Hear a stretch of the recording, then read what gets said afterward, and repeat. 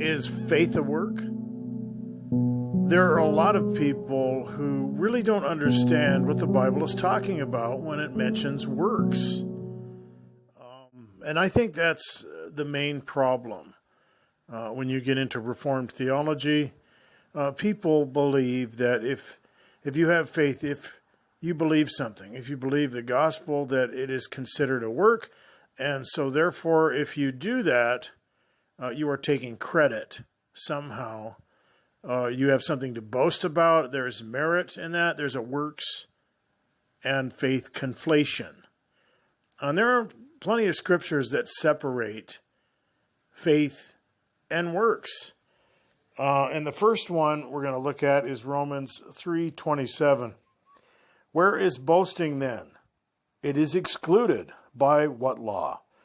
Of works? Nay, by the law of faith.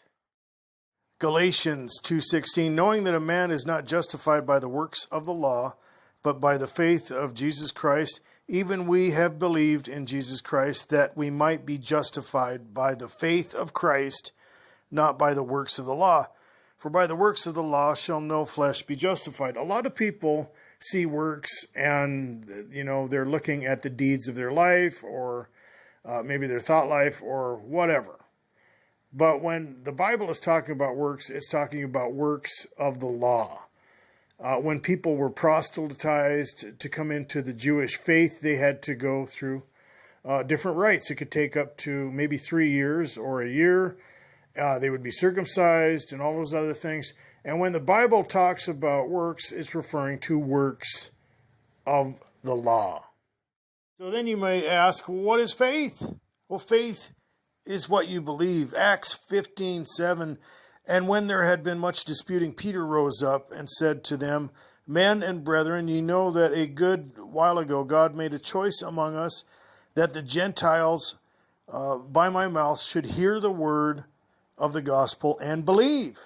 That's what faith is. If anybody tells you that faith is something other than what you're believing, and if you're believing in Christ, they don't know what it is.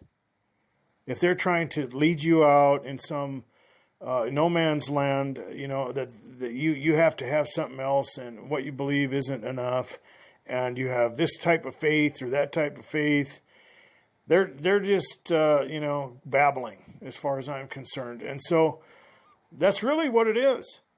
And the whole dispute in Reformed theology is that you can't just believe. And they go into total depravity and limited atonement and all that. I'm not going to go into that in this one. But we have more material to look at in Acts 15.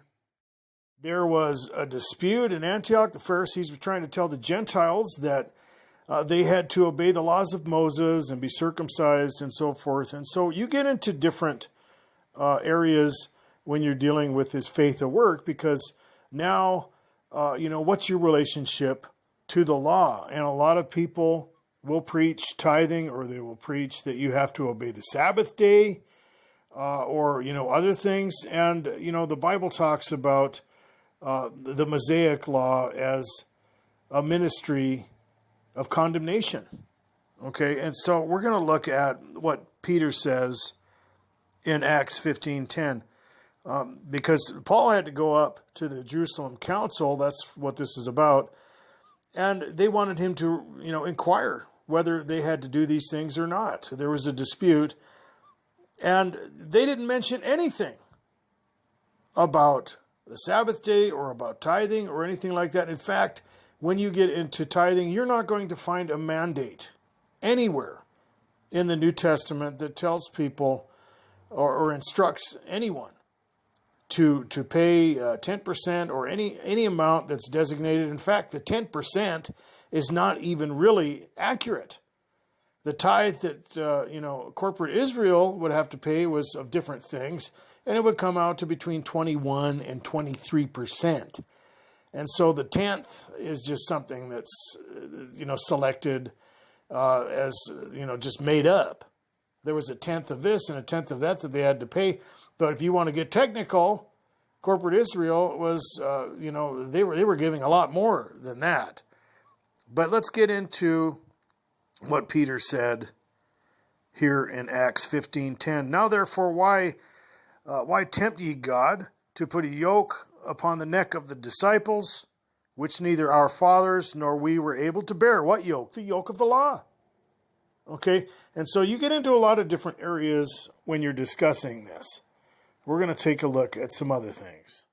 I mentioned the ministry of condemnation. Let's go into 2 Corinthians 3:7, and this is what Paul is talking about. He is talking about the Mosaic Law, the 10 Commandments. But if the ministry of death written and engraved in stones was glorious, so that the children of Israel could not steadfastly behold the face of Moses, of the glory of his countenance, which the glory was to be done away, how shall not the ministration of the Spirit be more glorious?